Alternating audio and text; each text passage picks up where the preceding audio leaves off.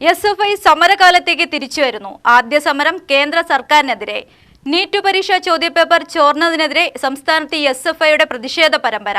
പാലക്കാടും വൻ പ്രതിഷേധവുമായി പ്രവർത്തകർ.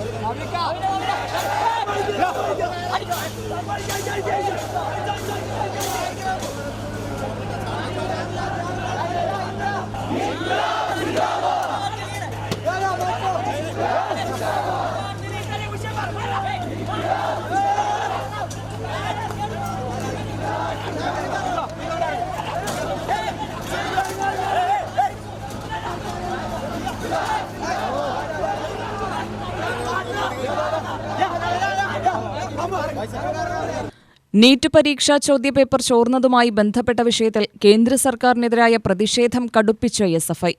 സംസ്ഥാന വ്യാപകമായി കേന്ദ്ര സർക്കാർ സ്ഥാപനങ്ങളിലേക്കാണ് പ്രതിഷേധ മാർച്ച് സംഘടിപ്പിച്ചത്. നീറ്റ് പരീക്ഷയിൽ ചോദ്യപേപ്പർ ചോർച്ചയും ക്രമക്കേടും പതിവാകുന്ന സാഹചര്യത്തിൽ പരീക്ഷയുടെ നടത്തിപ്പ് ചുമതലയിലുള്ള നാഷണൽ ടെസ്റ്റിംഗ് ഏജൻസി പിരിച്ചുവിടണമെന്നാവശ്യപ്പെട്ടാണ് വിദ്യാർത്ഥികളുടെ പ്രക്ഷോഭം. SFI പാലക്കാട് ജില്ലാ കമ്മിറ്റി ഹെഡ് പോസ്റ്റ് ഓഫീസിലേക്ക് നടത്തിയ പ്രതിഷേധ മാർച്ച് സംഘർഷത്തിൽ കലാശിച്ചു.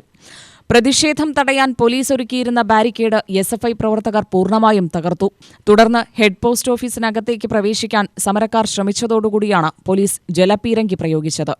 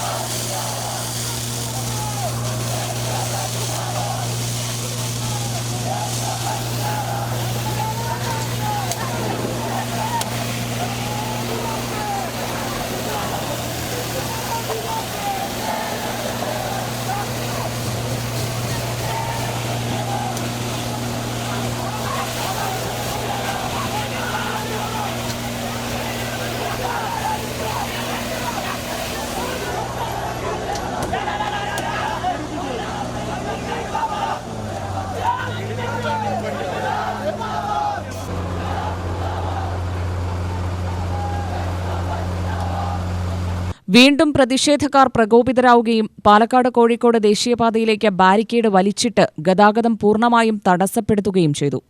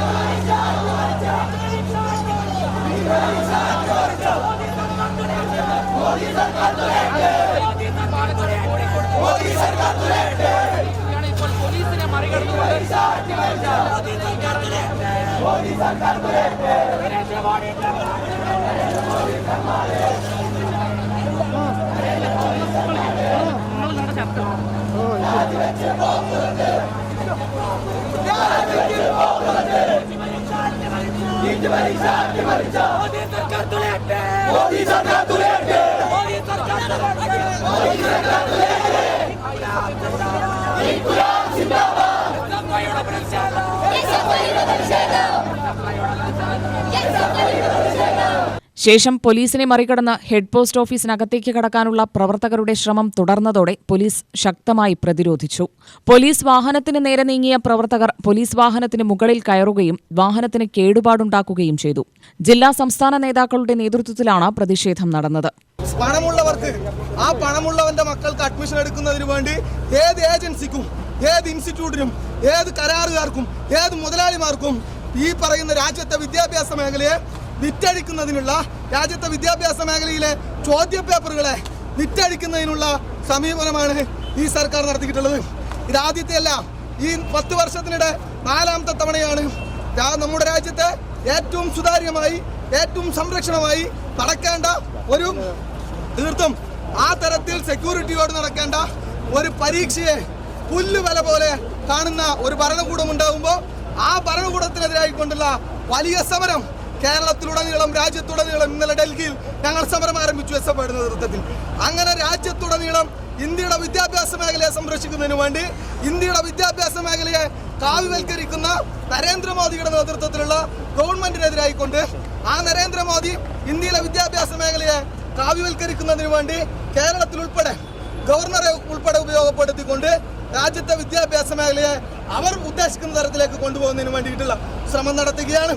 UTV news, Palakkad.